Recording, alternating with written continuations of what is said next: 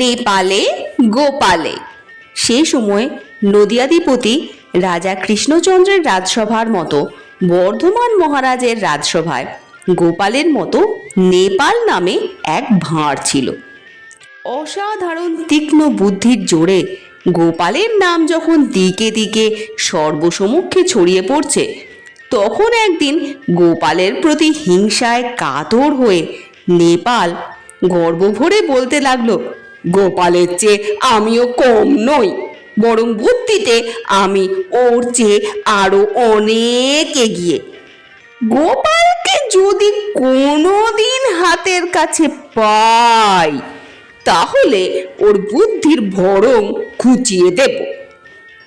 নেপালের বড়াই বর্ধমান মহারাজের কানে যেতেই তিনি একদিন মহারাজ কৃষ্ণচন্দ্রকে পত্র দ্বারা অনুরোধ জানালেন গোপালকে একবার তাঁর রাজসভায় পাঠিয়ে দেবার জন্য।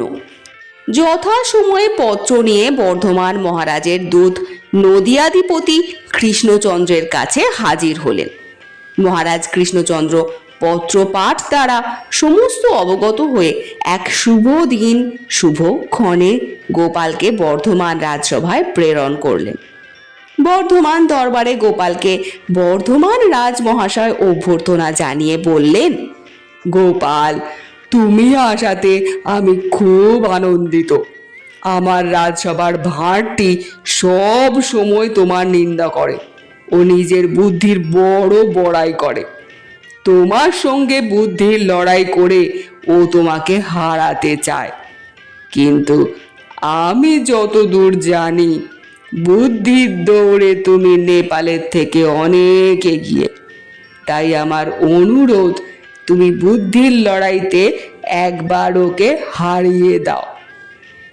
নেপালের গর্ব যদি তুমি খর্ব করতে পারো, তাহলে আমি তোমাকে প্রচুর পুরস্কারে পুরস্কৃত করব।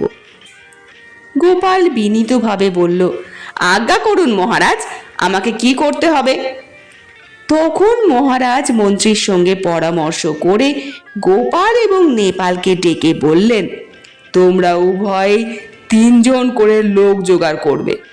তাদের একজন হবে দরিয়ার এপারের, একজন দরিয়ার ওপারের, আর একজন মাঝ দরিয়ার। মহারাজের কথা শেষ হলে গোপাল চলে গেল রাজার অতিথিশালায়, আর নেপাল গেল নিজের বাড়িতে। বাড়িতে ফিরে নেপাল তো মহা খুশি। মনে মনে ভাবতে লাগলো, এ আর এমন কি, মহারাজ যা আদেশ করেছেন তা জোগাড় করতে কোনো বুদ্ধির দরকার হয় না। এই সব 7-5 ভেবে নেপাল খাওয়া দাওয়া সেরে মনের সুখে নিদ্রা গমনে যায়। পরদিন ভোরবেলায় নেপাল ঘুম থেকে উঠে নদীর পাড়ে গিয়ে একজন, নদীর ওপার থেকে একজন, আর মাঝ নদীর ওপর ভেসে থাকা নৌকার মাঝি একজনকে রাজার নাম করে ডেকে নিয়ে চলল রাজবাড়ির উদ্দেশ্যে। রাজসভায় এসে নেপাল দেখে গোপাল তখনও আসেনি। তখন সে আনন্দে আটখানা হয়ে লাফাতে লাফাতে মহারাজকে বলল, মহারাজ, আপনার আদেশ মতো এই 3 জনকে আমি এনেছি।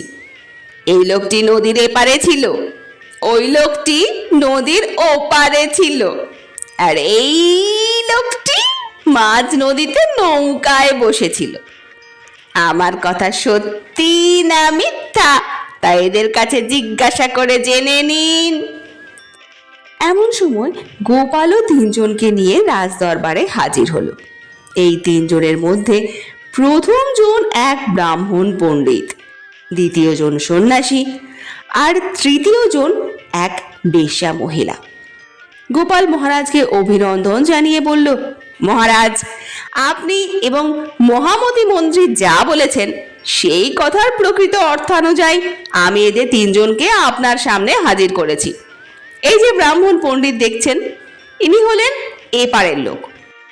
কারণ ইনি চান পাণ্ডিত্যের খ্যাতি, যশ, মান এবং অর্থ, অর্থাৎ ইনি সম্পূর্ণ ইহলোকের চিন্তাতেই সদা ব্যস্ত। তাই ইনি হলেন প্রকৃত এপারের লোক। আর এই যে মহারাজ, এই সন্ন্যাসী দেখছেন, ইনি হলেন ওপারের লোক। কারণ ইনি সর্বদাই ঈশ্বর চিন্তায় মগ্ন। কি করে ঈশ্বর দর্শন হবে সেই জন্য তিনি আকুল। আহার নিদ্রার প্রতি এর কোনো লক্ষ্য নেই, তাই প্রকৃত অর্থে একেই ওপারের লোক বলা যায়। আর এই যে এই মহিলাটি আপনার বর্ধমান নগরীর একজন বেশ্যা, একে আমি মাঝদরিয়ার লোক হিসেবে স্থির করেছি, কারণ ইনি এপার অর্থাৎ ইহলোকের কথা চিন্তা করে না, আর ওপার অর্থাৎ পরকালের কথাও ভাবে না। এদের ইহকাল অথবা পরকাল বলে কিছু নেই, অতএব এনাকেই বলা যায় মাঝ দরিয়ার লোক। এখন আপনি বিচার বিবেচনা করে দেখুন, আপনার কথা মতো আমি প্রকৃত লোক জোগাড় করতে পেরেছি কিনা। বলা বাহুল্য, সেদিন মহারাজ রাজসভা শুদ্ধ লোক ধন্য ধন্য করে গোপালের বুদ্ধির ভূয়সী প্রশংসা করল। বর্ধমান রাজ প্রতিশ্রুতি মতো গোপালকে আশাতীত পুরস্কারে পুরস্কৃত করলেন। আর রাজার ভাঁড় নেপাল গোপালের তীক্ষ্ণ বুদ্ধির প্রশংসা করে নিজের ভুল স্বীকার করল।